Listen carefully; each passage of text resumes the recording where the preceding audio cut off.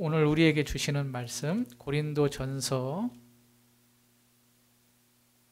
15장 51절로 58절 말씀을 함께 보면서 하나님의 음성을 듣는 우리 성도님들이 다 되시길 바랍니다.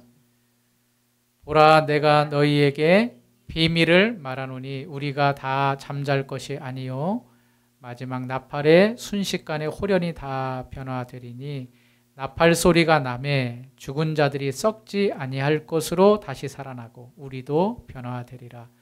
이 썩을 것이 반드시 썩지 아니할 것을 입겠고 이 죽을 것이 죽지 아니함을 입으리로다. 이 썩을 것이 썩지 아니함을 입고 이 죽을 것이 죽지 아니함을 입을 때에는 사망을 삼키고 이기리라고 기록된 말씀이 이루어지리다. 사망아, 너의 승리가 어디 있느냐? 사망아, 내가 쏘는 것이 어디 있느냐? 사망이 쏘는 것은 죄요 죄의 권능은 율법이라. 우리 주 예수 그리스도로 말미암아 우리에게 승리를 주시는 하나님께 감사하노니. 같이 읽을까요? 그러므로 내 사랑하는 형제들아 이라며 흔들리지 말고 항상 주의 일에 힘쓰는 자들이 되라. 이는 너희 수고가 주 안에서 헛되지 않은 줄 알미라. 아멘. 예수님이 부활하셨습니다. 우리 다시 한번 인사하겠습니다. 예수님이 부활하셨습니다. 사망의 권세를 깨뜨리시고 무덤에서 나오신 날. 사실 주일이 부활의 날이거든요. 주일날이. 우리가 매주마다 예배드리는 주일이 부활하는 날입니다. 그런데 1년에 한 번씩 저희가 특별히 부활절 이 절기로 지키면서 다시금 부활하신 예수님을 찬양하고 그 부활의 의미를 되새깁니다.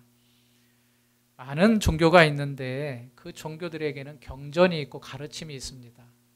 그런데 종교의 특징은 선과 악을 분명히 구분합니다. 그래서 선한 사람에게는 좋은 것이 있고 악한 자들에게는 그에 맞는 징벌이 있다고 가르치고 있습니다. 뿐만 아니라 어떤 종교는 이제 내세에 대해서도 말을 하죠. 그런데 많은 종교들이 부활에 대해서 이야기하지는 않습니다. 죽은 자가 일어나는 것, 그리고 우리도 부활할 것에 대해서 이야기하는 종교는 기독교밖에 없습니다. 부활은 기독교의 가장 중요한 진리이자 핵심입니다. 죽은 자가 살아나는 것, 그리고 우리 몸도 마지막 날에 다시 예수님처럼 부활할 것, 이것을 가르치고 이것이 우리 기독교의 중요한 진리이고 가장 중요한 가르침이라는 것입니다. 예수님이 사역을 한 3년 반 정도 하셨는데 3년 반 정도 공생의 사역을 하시면서 많은 어려운 사람들을 일으켜 세워주시고 병든 자도 고쳐주시고 기적과 이적을 행하신 것을 아실 것입니다. 그런데 그 가운데 놀라운 기적을 경험한 사람들이 있습니다. 그것은 어떤 사람들이냐면 죽었다가 살아난 사람입니다. 성경에 보니까 세 사람이 기록되어 있습니다. 첫 번째는 청년, 그리고 또 한 사람은 12살 먹은 소녀, 그리고 또 한 사람은 지난주에 봤던 나사로. 이 사람들이 죽었다가 예수님께서 일으켜 세워주셔서 다시 살아난 사람들이 성경에 기록되어 있습니다. 청년과 12살 먹은 소녀는 그렇게 죽은 지 오래되지 않은 시간에 예수님께서 일으켜 세워주셨습니다. 하루는 예수님이 나인성이라는 그 마을로 들어가고 있을 때에 그곳에서 관을 메고 나오는 장례하는 무리를 만납니다. 알고 봤더니 과부인 어머니와 함께 살고 있던 청년이 죽은 겁니다. 예수님이 그 과부인 어머니를 불쌍히 보시고 관에 손을 대시고 그 청년에게 일어나라 라고 명을 하십니다. 그 청년이 그 관에서 나와서 앉고 먹기도 했다, 그렇게 기록하고 있습니다. 12살 먹은 그 소녀는 회당장 야이로라는 사람의 딸이었는데 그 어린아이가 이제 곧 죽게 생긴 겁니다. 그래서 아버지가 급히 예수님을 찾아옵니다. 예수님, 제 딸이 지금 금방 숨에 넘어가게 생겼습니다. 그러니까 빨리 저희 집에 오셔서 이 아이를 좀 고쳐서 일으켜 세워 주십시오. 그래서 예수님이 그 회당장과 함께 집으로 가는데 그 사이에 이 딸이 죽어버린 겁니다. 죽었으니 집 근처 갔을 때 죽은 아이 때문에 그 집안의 사람들이 대성통곡을 하고 슬픔에 잠겨 있습니다. 예수님이 들어가서 걱정하지 말아라. 이 아이가 자는 곳이다. 그랬더니 사람들이 그 예수님의 말을 듣고 비웃습니다. 잠자는 것과 죽은 것을 구분하지 못하는가? 분명히 이 아이는 죽었는데 왜 잠잔다고 하는가? 예수님이 그 아이의 방에 들어가서 손을 잡아 이렇게 일으키시죠. 달리 타cum. 소녀야 일어나라.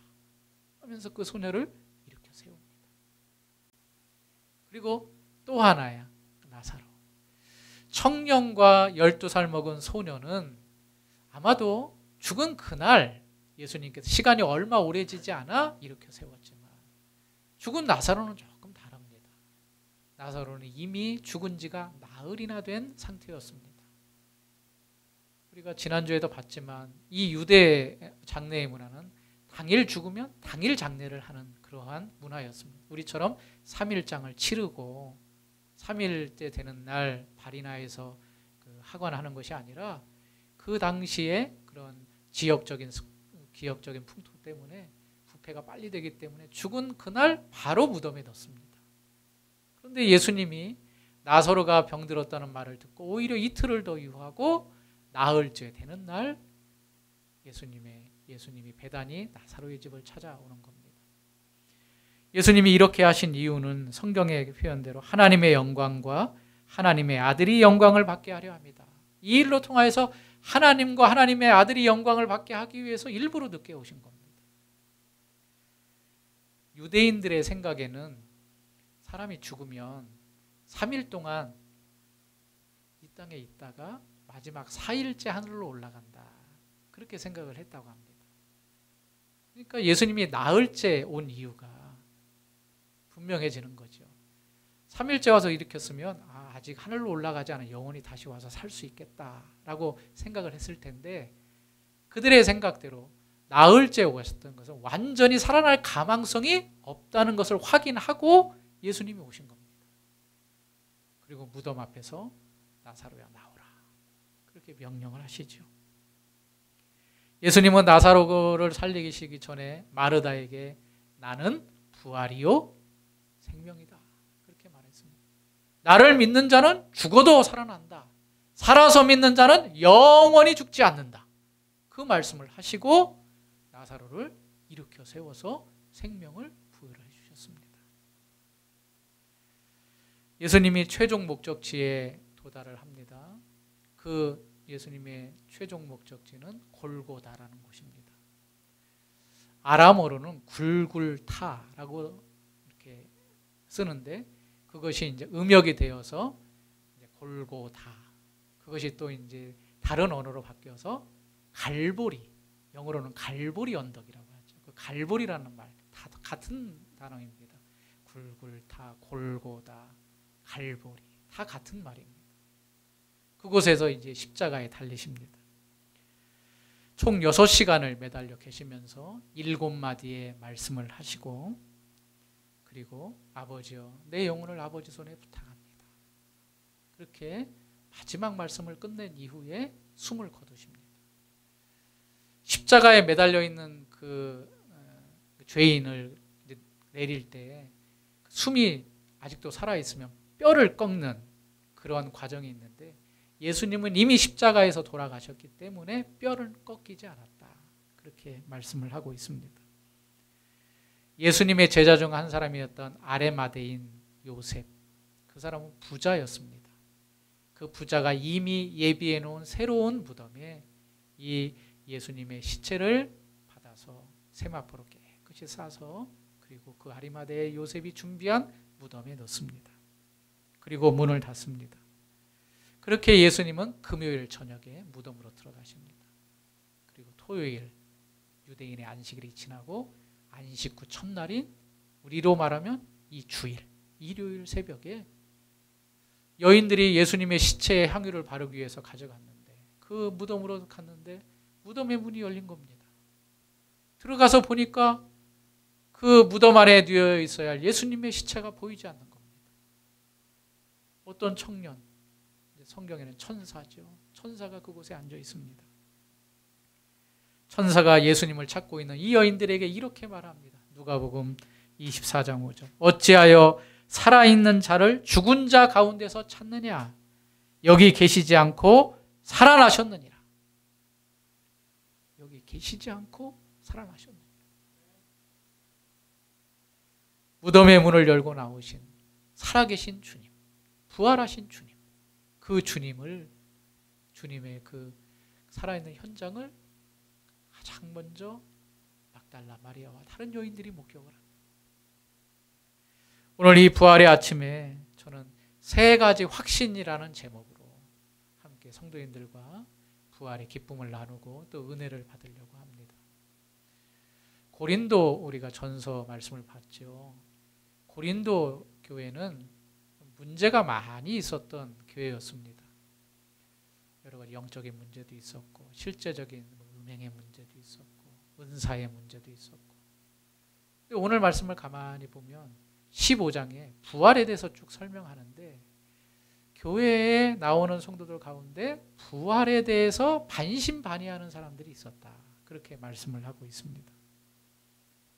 그래서 사도 바울은 이 15장 내용에 걸쳐서 부활을 쭉 설명하면서 그들에게 어떻게 부활이 일어나며 어떤 몸으로 일어나며 부활이 얼마나 중요한가를 지금 설명해 주고 있습니다. 오늘 읽지는 않았지만 고린도전서 15장 12절 말씀을 한번 보실까요? 15장 12절 말씀 이렇게 기록되고 있습니다. 그리스도께서 죽은 자 가운데서 다시 살아나셨다 전파되었거늘 너희 중에서 어떤 사람들은 어찌하여 죽은 자 가운데서 부활이 없다 하느냐. 예수를 믿어요. 신앙을 가졌어요. 그런데 부활을 믿지 못하는 거예요. 부활이라는 것은 죽은 몸이 다시 살아나는 거거든요. 그런데 그거를 믿지 못하겠다는 겁니다. 왜 믿지 못하는가? 이 믿지 못하는 데에는 당대에 유행했던 철학 사상이 근저에 깔려 있었기 때문이기도 합니다. 이 예수님 당시에 많은 철학자들이 있었는데 그 가운데 영지주의라는 것이 굉장히 팽배했습니다. 영지주의. 이 영지주의라는 건 뭐냐면 사람이 육체와 영혼으로 되어 있는데 이 육체와 영혼을 분리하는 겁니다. 구분을 하는 겁니다. 그래서 이 육체는 악하고 나쁜 것, 우리의 영혼은 좋은 것, 그렇게 생각을 하는 겁니다. 그래서 영혼은 불멸하지만 이 육체는 죽으면 땅으로 들어가니까 별 볼 일 없다, 의미가 없다 생각해서 이 영혼만을 생각하는 그러한 철학 사상이 그 시대에 팽배해져 있었습니다. 그래서 사도 바울은 디모데후서 2장 17절에 이렇게 말씀을 합니다. 그들의 말은 악성 종양이 퍼져감과 같은데 그 중에 후메네오와 빌레도가 있느니라. 진리에 관하여는 그들이 그릇되었도다. 부활이 이미 지나갔다 하므로 어떤 사람들의 믿음을 무너뜨리느니라. 똑같은 맥락입니다. 야, 부활, 예수님이 부활하셨잖아. 이미 지나간 거야. 그 이후에는 부활이 없어. 그렇게 가르치고 이해했다는 겁니다. 그들을 향하여서 악성 종양과 같다. 그렇게 말을 하고 믿음을 무너뜨리는 것이다. 이걸 보면 사도 바울이 지금 고린도 교회 안에 부활이 없다고 생각하는 사람들에게 아주 강한 경고와 가르침을 하고 있는 겁니다. 부활이 없다고 생각하지 말아라. 부활이 있다. 우리의 육체가 비록 썩어서 없어질지라도 마지막 날에 우리 그 육체는 다시 일어난다. 라고 부활을 강조하고 있는 거죠. 에서 설명하고 있습니다. 첫 번째 한번 따라해 볼까요? 부활의 중요성. 부활이 정말 중요하다라고 말씀을 하고 있는 겁니다. 우리 3절과 4절 말씀을 같이 한번 읽어보겠습니다. 15장 3절과 4절 시작. 내가 받은 것을 먼저 너희에게 전하였노니 장사 지낸 바 사흘 만에 다시 살아나사. 고린도 교회에게 편지하면서 내가 들은 바를 너희에게 전했는데 예수 그리스도께서 우리 죄를 위하여 죽으시고 그 다음에 4절에 장사 지낸 바 되었다가 성경대로 다시 살아났다. 야, 예수님 십자가에 돌아가셨어. 너희 죄 때문에 돌아가셨어. 거기에만 멈춘 것이 아니라 성경대로 사흘 만에 살아나셨다. 부활에 대해서 같이 이야기를 하고 있다는 겁니다. 예수님이 이 땅에 오신 이유가 뭐죠? 죄인을 구원하시기 위해였죠. 죄인을 구원하려면 죄의 문제를 해결해야 됩니다. 그럼 죄의 문제를 어떻게 해결할까? 구원의 협약 가운데 중보자이신 예수 그리스도, 죄 없는 하나님의 아들이 친히 이 땅에 내려가서 그 죄인들의 죄를 다 담당해서 대신 피를 흘려야만이 우리의 죄가 용서가 됩니다. 그래서 예수님이 이 땅에 오셨죠. 사역을 하시면서 천국 복음을 접하시고 마지막에 우리의 죄를 다 짊어지시고 그리고 십자가에 못 박혀 피를 흘리셨습니다. 그럼 우리의 죄가 다 해결된 거죠. 그런데 거기에서 끝난 것이 아니라 구원의 완성은 바로 죽었어요. 그 죽음을 맞이했지만 사흘 만에 다시 살아나는 것을 통하여서 온 천하의 죄로 인하여 사망을 이기신 분이 예수 그리스도임을 펼쳐 보이신 겁니다. 그래서 복음은 예수님께서 우리를 죽으셨을 뿐만 아니라 그 죽음을 이기고 다시 살아나신 것, 그것까지 있어야 완전한 복음이 완성이 되는 겁니다. 그래서 사도 바울은 죽었을 뿐만 아니라 성경대로 사흘 만에 살아나셨다는 것을 말씀하므로 부활이 중요한 사건이다 라고 우리에게 가르치고 있는 겁니다. 5절 말씀 한번 읽겠습니다. 시작. 6절. 그 후에 500여 형제에게 일시에 보이셨나니 그 중에 지금까지 대다수는 살아있고 어떤 사람은 잠들었으며. 부활이 어디 있느냐라고 있는 사람에게 야, 부활을 목격한 사람이 있어. 12제자뿐만 아니라 500여 사람들에게 일시에 다 보이셨는데 지금까지도 그 목격한 것을 보고 살아있는 사람이 있다. 그렇게 말하고 있는 거예요. 지금 고린도전서를 쓸 때가 한 주후 50몇 년 정도 됐으니까 예수님이 35년 정도에 돌아가시고 부활하셨다면 한 20년 가까이 흐른 겁니다. 그러니까 젊은 사람들 같은 경우는 20년 흘렀어도 아직도 죽음에 이르지 않고 생활을 하고 있을 때 내가 부활하신 예수님을 목격한 그 사람이 살아있을 수 있는 거죠. 증인들이 있다. 즉 예수님의 부활하신 것은 가설이 아니고 지어낸 이야기가 아니고 가짜가 아니고 진짜 역사 가운데 있었던 사건이다 라고 말씀을 하는 거죠. 바울은 부활의 중요성을 이렇게 이야기하면서 13절에도 이렇게 말하고 있습니다. 만일 죽은 자의 부활이 없으면 그리스도도 다시 살아나지 못하셨느니라. 이것은 지금 역으로 말하고 있는 겁니다. 죽은 자의 부활이 없다면 예수님이 다시 살아날 필요가 없다.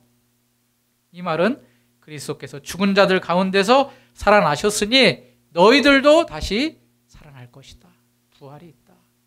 그러니 부활이 없다고 단정짓지 말고 의심하지 말고 부활이 확실히 있음을 믿길 바란다. 이렇게 말씀하고 있는 겁니다. 더 나아가 이 부활은 어떤 의미를 갖고 있는가도 말씀하고 있습니다. 19절 말씀입니다. 같이 읽습니다. 19절 시작. 만일 그리스도 안에서 우리가 바라는 것이 다만 이 세상의 삶뿐이면 모든 사람 가운데 우리가 더욱 불쌍한 자. 부활은 장차 우리가 가야 될 곳에 대한 장래의 내세에 대한 확신을 준다라는 것입니다. 부활이 없다면 이 땅의 삶이 전부다. 그러나 부활이 있다는 것은 이 땅뿐만 아니라 우리가 죽어서 다시 부활할 해서 갈 곳이 있기 때문에 내세에 대한 증거를 우리에게 해주는 것이 부활이다라고 말씀을 하고 있습니다. 우리가 잘 아는 말씀이죠. 15장 20절. 그러나 이제 그리스도께서 죽은 자 가운데서 다시 살아나사 잠자는 자들의 첫 열매가 되셨도다. 부활하신 예수님이 첫 열매라면 예수님과 연합되고 예수님을 믿는 우리들도 그 첫 열매 되신 예수님처럼 부활할 것이다. 그런 말씀을 계속하고 있는 겁니다. 그런데 이 사람들이 이렇게 부활이 있다 없다 의심하고 있을 때 또 이런 질문도 하거든요. 그래 내가 100번 양보해서 다시 살아난다 하자. 그럼 부활하는 몸은 어떤 몸으로 살아나느냐? 그렇게 또 질문을 하는 겁니다. 35절 누가 묻기를 죽은 자들이 어떻게 다시 살아나며 어떠한 몸으로 오느냐? 살아난다고 치자. 그런데 그럼 그때는 어떤 몸으로 살아나는 것이냐? 궁금하다는 거죠.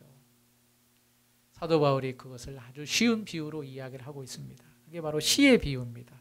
36절 어리석은 자여 내가 뿌리는 씨가 죽지 아니하면 살아나지 못하겠고 또 내가 뿌리는 것은 장래의 형체를 뿌리는 것이 아니요 다만 일이나 다른 것의 알맹이뿐이로되 하나님이 그 뜻대로 그에게 형체를 주시되 각 종자에게 그 형체를 주시느니라. 여러분 밭에 요즘에 이제 씨 많이 뿌리지요. 씨를 뿌리는데 씨를 뿌릴 때에 어떤 기대로 뿌리죠? 이 씨가 땅속에서 썩어가지고 이제 줄기가 나고 잎이 나고 내가 이 씨를 심었을 때에 배추를 심고 오이를 심고 이걸 심었을 때 앞으로 열릴 걸 생각하면서 씨를 심는 거잖아요. 그 씨가 그대로 있다면 그 열매를 맛볼 수가 없다. 마찬가지다. 우리가 육체는 씨다. 이 씨가 이 땅속에 썩는다. 썩지만 부활할 때는 다른 형체로 그렇게 나타날 것이다. 마치 씨가 나중에 다른 형체가 되듯이 그렇게 나타날 것이다 라고 설명을 하는 것입니다. 44절 말씀 보실까요? 육의 몸으로 심고 같이 읽겠습니다. 육의 몸으로 심고 신령한 몸으로 다시 살아나니 육의 몸이 있은즉 또 영의 몸도 우리는 육신을 가졌지요. 이건 다 썩습니다. 그러나 부활할 때는 영의 몸으로 다시 살아난다는 겁니다. 이걸 너희가 꼭 깨달으라. 씨가 그대로 있는 것이 아니라 다른 형체로 변하듯이 우리의 육체도 비록 죽으면 썩어지지만 다른 모양으로 모습으로 나타날 것이다. 영의 몸으로 나타날 것이다. 오늘 본문 우리가 읽은 본문에서도 그것을 강조하며 나타나고 있습니다. 52절이죠. 나팔 소리가 나며 죽은 자들이 썩지 아니할 것으로 다시 살아나고 우리도 변화되리라. 이 썩을 것이 반드시 썩지 아니할 것을 입겠고 이 죽을 것이 죽지 아니함을 입으리라. 이 썩을 것이 썩지 아니함을 입고 이 죽지 않을 것이 죽을 것이 죽지 아니함을 입을 때에는 사망이 삼키고 이기리라 기록된 말씀이 이루어지리라. 계속 썩는 것, 썩지 않는 것 비교해서 말씀하고 있습니다. 이제 우리 몸은 썩는다. 땅속에 다 들어간다.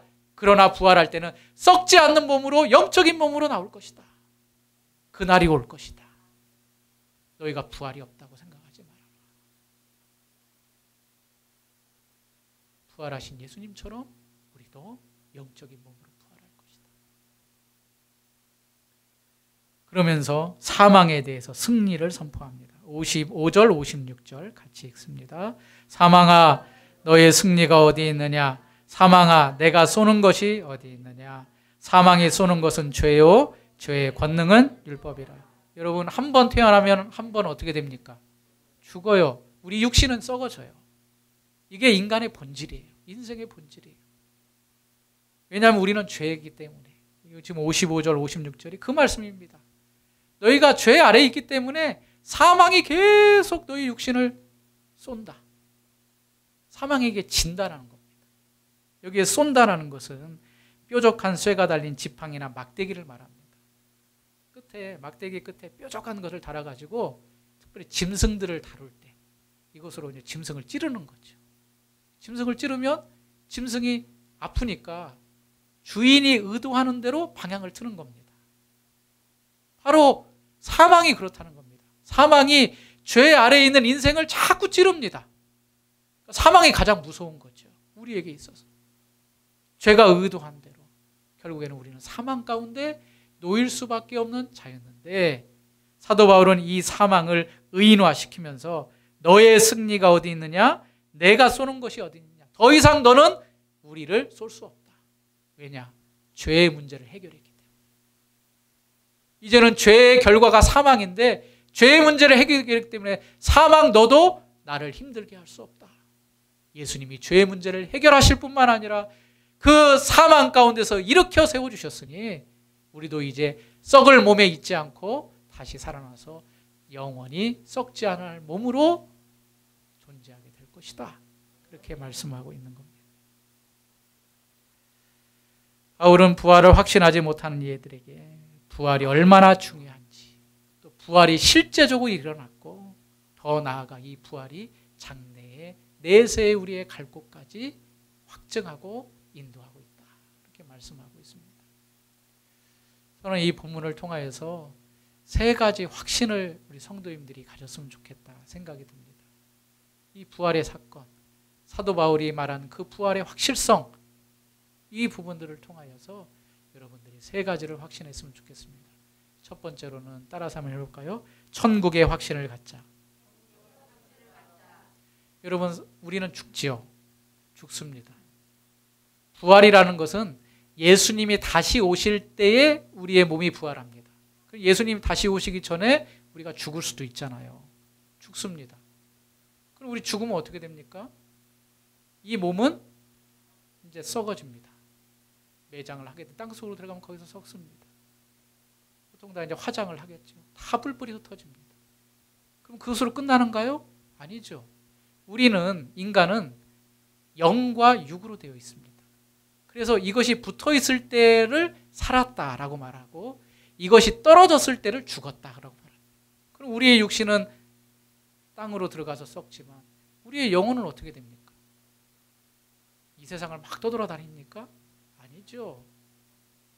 우리의 영혼은 갈 곳이 있습니다. 갈 곳이 있는데 딱 두 곳으로 정해졌습니다. 천국과 지옥으로 갑니다. 우리는 죽으면 천국 아니면 지옥으로 갑니다. 예수님이 마지막 십자가에서 7마디를 하셨는데 그 7마디 가운데 하나가 예수님, 제가 오늘 같이 예수님 옆에 달렸는데 죽으면 저를 기억해 주옵소서. 그렇게 한 강도가 부탁을 합니다. 그랬을 때 네가 오늘 나와 함께 낙원에 있으리라. 오늘 나와 함께 낙원에 있으리라. 예수님도 죽고 강도도 죽었는데 오늘 나와 함께 낙원에 있으리라. 그 말은 죽으면 즉시 낙원. 여기 낙원이라는 것은 유대인의 개념으로 메시아가 있는 초소입니다. 천국을 말합니다. 우리는 죽으면 우리의 영혼은 천국 아니면 지옥으로 갑니다. 이 확신을 여러분들이 가지셔야 됩니다. 어떤 곳에서는 연옥을 말하지요. 그래서 연옥에 있다가 지금 땅에서 사는 후손들이 자신들의 영혼을 위해서 헌금을 많이 하면 그 영혼이 지옥이 아닌 천국으로 간다. 그렇게 가르칩니다. 그건 성경의 가르침이 아닙니다. 우리는 이 땅에서 죽으면 천국 아니면 지옥으로 가는데 그 기준점이 어디에 있는가? 바로 예수 그리스도를 믿는 자는 천국이고 예수 그리스도를 믿지 않는 자는 지옥으로 간다. 라고 성경이 우리에게 가르치고 있습니다. 두 번째, 부활의 확신을 갖자. 따라서 하겠습니다. 부활의 확신을 갖자. 이제 우리가 먼저 예수님이 오시기 전에 죽으면 천국과 지옥에 가 있습니다. 그리고 이제 예수님이 마지막 심판주로 이 땅에 재림하실 때에 그때 우리의 죽은 몸이 다시 부활합니다. 그래서 천국에 익은 영혼과 다시 부활한 우리의 몸이 만나서 인격체가 됩니다. 인격체가 됩니다. 그때 예수님이 이제 오실 때에 살아있는 자도 있을 거 아니에요. 죽지 않고. 그때는 성경대로 살아있는 자는 순식간에 변화가 된다. 그렇게 또 말씀하고 있습니다. 여러분 여기서 알아야 될 사실이 있는데 지옥가에 있는 영혼들이 있잖아요. 그 영혼들의 몸도 부활합니다. 예수 믿는 천국가에 있는 영혼의 몸도 부활을 하고 지옥에 있는 영혼들의 몸도 부활을 합니다. 그래서 다시 만나서 인격체가 됩니다. 그리고 이제 백보자 심판이라는 최후의 심판대 앞에서 서게 됩니다. 요한계시록 20장 12절 또 내가 보니 죽은 자들이 큰 자나 작은 자나 그 보좌 앞에 서 있는데 책들이 펴 있고 또 다른 책이 펴졌으니 곧 생명책이라 죽은 자들이 자기의 행위를 따라 책들에 기록된 대로 심판을 받으니.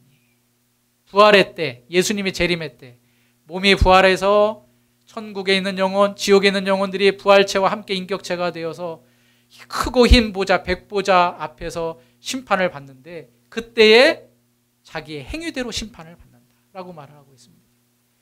여기에 말하는 자기의 행위대로의 심판은 앞에 말했듯이 그 행위의 기준은 네가 예수를 믿느냐 안 믿느냐 그 심판을 받는 겁니다.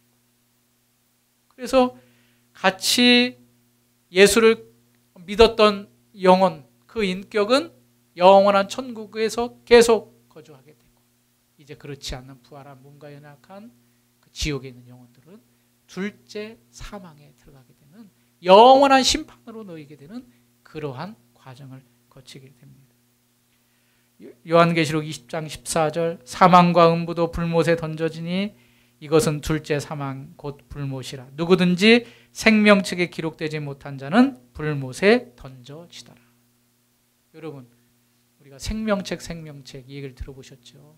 이 생명책이라는 것은 구원의 책입니다. 이것은 내가 잘했고 잘못했고로 선택되는 것이 아니라 예수님께서 선택한 자의 이름이 그곳에 기록되어 있는 겁니다. 하나님께서 선택한 자, 그 선택된 자들은 예수 그리스도의 은혜를 입는 자들이고 백보자 심판대 앞에서 우리는 죄인이지만 예수 그리스도를 믿어 의롭다함을 얻는 그 예수 공로의 의를 힘입어 우리가 천국에 들어가게 되는 거죠. 그래서 우리는 두 번째 부활의 확신을 가져야 됩니다. 마지막 세 번째 따라서 하겠습니다. 상급의 확신. 우리가 천국에 들어가는 확신을 갖고 또 마지막 날에 우리의 몸이 부활하여서 그 심판대 앞에서 예수 공로의 피로 다시 천국에 들어간 영원히 그곳에서 거주하게 되는 확신을 갖는다면 이 땅에 살 동안에 우리가 상급을 바라며 주의 일에 힘쓰는 자가 되어야 된다라고 말씀을 하고 있습니다. 그것이 오늘 마지막 58절의 말씀입니다. 같이 한번 읽어보겠습니다. 시작. 그러므로 항상 주의 일에 힘쓰는 자들이 되라. 이는 이 땅 가운데서 부활이 없다. 그런 생각으로 흔들리지 말아라. 우리 몸은 부활할 것이고 심판대 앞에서 서서 예수 공로로 천국에 들어갈 것인데 그 천국에는 분명한 상급이 있다. 그러니 이 땅 가운데서 흔들리지 말고 항상 주의 일에 더욱 힘쓰는 자들이 되라. 우리가 이 땅 가운데서 믿음을 가지고 주의 일, 주님이 기뻐하시는 일을 열심히 하면 천국이 있고 그 천국에서 칭찬과 상급이 있을 것이다 라고 말씀을 하고 계시는 겁니다. 마지막 구절에 그랬죠. 너희 수고가 주 안에서 헛되지 않은 줄 알미라. 여러분 열심히 일했습니다. 열심히 수고했습니다. 수고했을 때에 보상이 있잖아요. 우리가 직장도 있고 또 하는 일도 있고 사업도 있는데 열심히 일했을 때에 거기에 대한 보상이 없으면 얼마나 낙담이 되고 힘듭니까? 열심히 일한 대가를 받을 때 그 기쁨. 우리가 이 땅에 살면서 무엇을 위해 살아갈 것인가? 우리가 이 땅에서 살다가 끝난다면 오늘 15장 말씀을 집에서 쭉 읽어보십시오. 만약에 천국과 내세가 없다면 우리가 제일 불쌍한 사람들입니다. 왜냐? 우리는 이 땅을 위해 살아가는 것이 아니라 내세를 바라보며 살아가는 사람들이기 때문에 이 땅의 끝이라면 다 먹고 즐기고 나를 위해 살겠죠.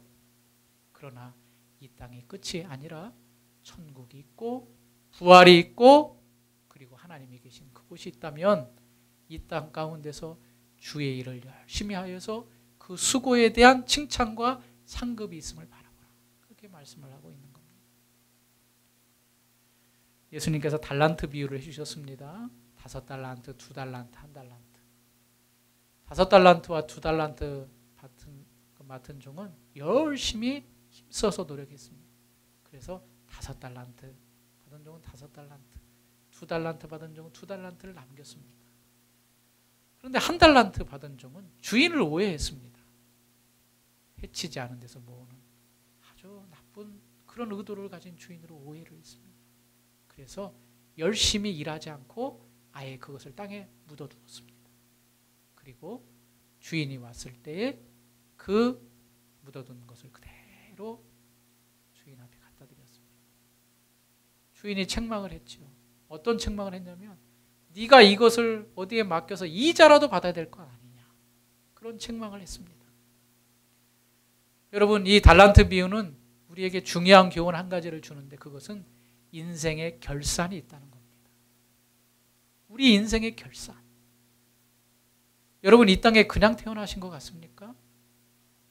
이 땅에 그냥 왔다 그냥 가는 인생이라고도 말들 하는데 이 땅에 태어난 것이 1970년대, 80년대, 90년대, 2000년대에 그 시간에 이 땅에 태어난 것이 그냥 온 것 같습니까? 이 부모님을 만나고 이 가정을 만나고 또 이 사람들을 만나고 이 교회를 만나는 게 우연인 것 같습니까? 우리 인생은요, 만물을 창조하신 하나님께서 우리에게 특별한 의도를 가지고 이 땅에 태어나게 하신 겁니다. 그러면 하나님께서 주신 그 인생을 우리의 목적에 맞게 살아야 될 것입니다. 무엇보다도 예수님께서 우리 죄를 위하여서 돌아가시고 우리를 구원하여 주시고 그 은혜와 사랑을 아는 자라면 이제는 우리의 인생을 하나님이 기뻐하시는 그 일에 힘써 노력하며 써야 될 것이다 라고 말씀을 하고 있습니다. 칼빈은 이 달란트 비유 가운데 이런 말을 합니다. 하나님은 우리에게 이자까지 덧붙여 주시는 분이다. 이자까지.